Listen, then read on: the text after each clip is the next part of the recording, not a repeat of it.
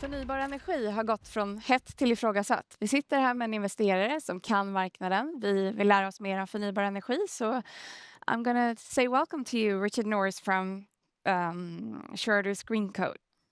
Nice having you. Thank you for having me. Thank you. So where are we today? What is going on in this sector? I mean, we have seen companies struggling. The prices have gone down or have been weak. We have seen rates going up. Where is this going? So I think what you talk about is obviously relevant, but I think the overall story is a massively optimistic story. Yeah. So we've reached a tipping point in renewables where it's obvious that the right answer for consumers across most of the world is to get their electricity from cheap green renewables rather than to get their electricity from Russian gas. And I think what we also see is that if we're not getting gas in a pipe from Russia, it's going to be more expensive if we get it in a boat from America or from Qatar or somewhere like that. So worldwide, I think there's a move now to not just realizing that climate is the important thing for addressing, but also energy security and affordability.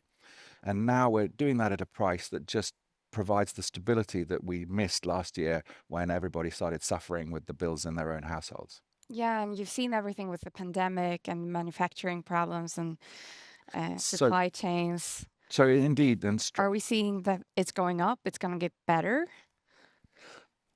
I always think the Germans supply us globally with some of the best words, and so I'm going to say "jein" to that one. and I think it's a tale of slightly two stories, probably. So we're seeing immense technological advances in wind turbines, and we're seeing larger and larger turbines being produced. And the wind turbines more in Europe? So US? currently, nearly all the turbines that you see anywhere outside of China are not Chinese. But if you think about it, China has rapidly become it's the growing. world's largest player in the offshore market, as well as in the solar market, which it already is at. So I think in the offshore wind turbines, we'll continue to see Siemens investors dominating the market in Europe for some years to come. But I'm sure the Chinese will come soon. Obviously, in solar, it's pretty hard to buy a panel that hasn't been manufactured in China. So I guess that the story really is that for years and years, we've seen year after year the price of wind farms dropping, and we've seen the price of solar farms dropping. And then But the cost is still going up, right? No, Especially in the solar farm industry, isn't I it? think that was true, but I think that's now changed. So we've seen since 1974, we've seen a 99.5% reduction in the cost of solar panels, and that's pretty spectacular. And then all of a sudden, during the pandemic, all those things you mentioned, so the basically China shutting for longer than I think we certainly did in most of the rest of the world, meant that the price of solar went up. And I think a lot of people were caught by surprise by that straight line no longer being a straight line, and it all of a sudden went up. But China's now back to work, and it's got massive overcapacity in solar panels, and the price of solar is just crashing again. And so therefore, I think there's no question that solar really, really, really is going to continue to do what we've seen for the last 25 years, no change. There was a blip, but we're now back as business as usual. I think wind is a little bit different, and that it's obvious that it's not just that the wind farms have got bigger. So you now see wind farms where the turbine's the same size as the Eiffel Tower, and lots of them, not just one. And I think that has caused this huge reduction in the cost in general. But what you've then seen is a 40% rise in steel prices or a 40% rise in concrete and cement prices has meant that, again, people have been caught off guard, because I think most people didn't expect it. And then some people have been caught out with that. And you've seen that reflected in share prices of some of the listed companies. Yeah. And how is it investing in those companies when you see these price dumps? So we tend not to invest into, historically, we've tended not to invest into developers, partly because I think we felt that the journey from when you first go and talk to a farmer about whether or not you can build a solar farm or a wind farm in their field is a long journey. And often the time it takes you to get it through planning and through get your grid connection, etc., is quite difficult to tell. How long does it take? Is it 2 years, 5 years? No, it depends. So I think on solar, probably somewhere between 6 months and 2 years. I think in wind farms, somewhere between 3 years and 6 years. It depends really how big the wind farm is. I mean, I think the bigger it is, the more difficult it is. Yeah, and that makes me thinking that maybe it's difficult to get the return on investment when you So I think one of the things that's been wonderful for customers about the electricity industry globally is that instead of getting a process where you knew what the price was going to be because a civil servant set the price of the electricity you would sell, companies are now having to bid against each other for auctions to the price that they want for the electricity they'll produce from wind Right. farms and solar farms.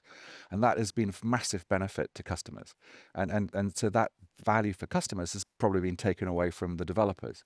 I see. And I think that's why we at Schroders Greencoat felt that for a period, and I think we're now thinking maybe that's changing, but we did think for a long period, better value was held in buying operating assets. Yeah. And you didn't have that development risk. And then we didn't have construction risk. And yet the returns we were getting were just a little bit lower, but we thought the risk adjusted return was much better. And I think we've been right. Yeah. Now, obviously, being right is fantastic, but maybe we're just lucky. But who knows? I would think that's skills. Let's say we were Following us for lucky. 25 years, so I think maybe Being lucky is easier than being smart. Yes. that's good being humble as well. If you would have a look in the innovation, which space, which innovation do you think, which technology will be the next big move? So the story of the next 5 to 7 years is about decarbonizing electricity across the world. And I think you've seen in, for instance, the UK, the new Labour government is moving decarbonisation of electricity target to 2030 rather than 2035 as the previous government. Obviously, as we sit here in Sweden, we know that Sweden is already fully decarbonised. I think Denmark is just shutting its last coal-fired power station. Finland has obviously got a long story in nuclear. We had to wait a long time also for the nuclear to come. But I think that what you then are going to find is that as we move towards energy delivered from intermittent sources, and everybody knows they're intermittent, we will need to find solutions to manage that intermittency, and that the need for that solution becomes more acute the further down the journey you've taken. So we're thinking that it probably will start to get interesting in the battery sector or any type of storage, and also in anything that helps manage that that volatility. And I guess some detractors from renewables say, hey, they're intermittent. And yeah, everybody knows it blows more and the sun goes down at night. But also engineers are, I'm obviously not an engineer, but engineers are very, well, ingenious, I guess. And so I think we feel that the technological changes that we'll see are really going to get us to the solution we want at a price we like. Are you focusing more on the energy storage solutions, the solar energy advancements, the wind energy tech, or the carbon capture technologies? So probably none of those is the truth, where most of our clients' money gets deployed. So most money for the next 10 years will get deployed in wind farms and solar farms, because that's where the need is that governments have in most countries. It's different from country to country. Obviously, there'll also be a lot of deployment into energy networks, so the wires to take the energy from the north of the countries, most countries, to the south of countries. And funnily enough, it's a bit like in Sweden, you won't be able to move Stockholm to the north where all the wind is. No, no, You probably want to get the energy on a wire from there to Stockholm. Right. And it's the same in Scotland and London, and you're not going to move London. So that's the other big challenge. And I think it's then the thing that will then be smaller amount, but also be interesting, but also you'll need to be careful where you go and you're not part of the herd who's Right. just thinking it's cool and probably buying it at the wrong price. But those interstitial, those technologies that are going to help solve that difficult problem is the important one. Okay. And on the question around the dropping of the price, I think I remember being at home, our first color TV set coming in probably 1979 or something. Shows you I'm quite old. And the cost of a color television set then was more than kind of 2 weeks' wages for the average worker, or 3 weeks' wages. And it was a huge number. And yet now we have television sets in our children's bedrooms, and probably not, or whatever. And it's not an expensive No. thing to buy. I guess if you buy a really big one, it might be. But so I think most industries are used to price reductions, and that's a good thing. And we operate in that sector all the time, and we forecast that happening, and we have no issues. So it doesn't Yeah. really affect. I'm just thinking, even so, even if it's good with a price reduction for the client, it's never good for the investors. I'm not sure that's right. I think if your solar panel used to cost 100 and it now costs you 10, then Then you will get more. you will get a bigger profit if the price stayed the same. So if the price drops according to the cost, don't forget the sun is free. So therefore, most of the cost of making electricity from a solar farm is the cost of the panels and the cost of the money that you need to invest in it. Yeah. Obviously, there has been a change where our investors are now seeking higher returns than they would have done 2-3 years ago. And the sector is able to produce that. And that's why it's such a great sector to be in. Okay. Yeah, makes sense. I want to ask you also, what is your opinion on the nuclear power? So slightly unusually, we happen to have become, say, in the UK and in Europe, we're a slightly smaller player, but in the UK, we're one of the largest players in the energy market. I think we're in around 10% of British wind and perhaps 15% of British solar. And so you'd be surprised, I think, to see that we're also resolutely pro-nuclear as well. And we don't feel there's a choice of A or B.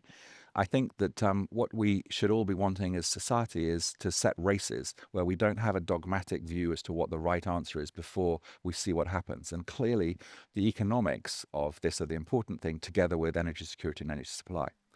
So I think one of the things that we obviously know is that solar and wind have got a lot cheaper. And we also know that nuclear seems to have got more expensive as we've started to build them. And we know that nuclear has taken longer to build than people predicted when they started building. Yeah. I think most of us who've built our own house extensions know the same story as well. But with nuclear, it's a lot bigger. Yeah. So I think the story around nuclear is that it depends a lot on what the type of investment model is that the government in the country where the nuclear is being built gives investors. And it varies. So if, for instance, you own a project that's being built using a contract for difference, so a 40-year fixed price contract, many countries historically will have used those, then you're probably nursing a pretty unhappy hangover from your investment. Yeah. British government, I think, saw that, and so they have introduced a RAB-based model, a regulated asset-based model, which shares the risks of cost overruns between the government, electricity customers, and the investor. And I think that we feel that the British system could, when it's not yet there yet, provide a really interesting opportunity for investors. So that's an investment angle. I think from a what electricity, does the electricity sector need nuclear? Yeah. Again, the Germans, I think, are going to come to my rescue. And so, yes and no. But I think that nuclear clearly does something where if we're going to move to a world where there's, I think the Germans, again, have a great word, Dunkelflaute, which I'm sure... What does that mean? That means this. Well, I believe if you're a German, it means not very much. But it really means, I think as English people use it, it's meaning a long period where it's the winter, so there's not very much sun, and there's no wind. And so you have some periods like that. So the longest period in Europe in living memory is the 1963-64 winter. And we had nearly 6 weeks with almost no wind across all of Europe. And I guess that's the thing that we need to plan for, because we can't go, oh, who knew the weather was going to have a few weeks when we didn't have much wind, because we know it won't have much solar in the winter. And so therefore something like nuclear provides a very good hedge against that. And when we're not making electrons for heating your house using your heat pump, Sweden is a leader in heat pumps, then we could make hydrogen. And hydrogen could be used for fertilizer, and it can be used for all sorts of other things. So again, I think if you look at the Nordic region, you have already Norsk Hydro using gas today to make fertilizer. Yeah. And if you see in the future, you're going to see that will become green fertilizer, and that's pretty exciting. And it'll be made in Sweden and in Finland and in Norway. Well, thank you very much for coming and visiting us here in the studio today.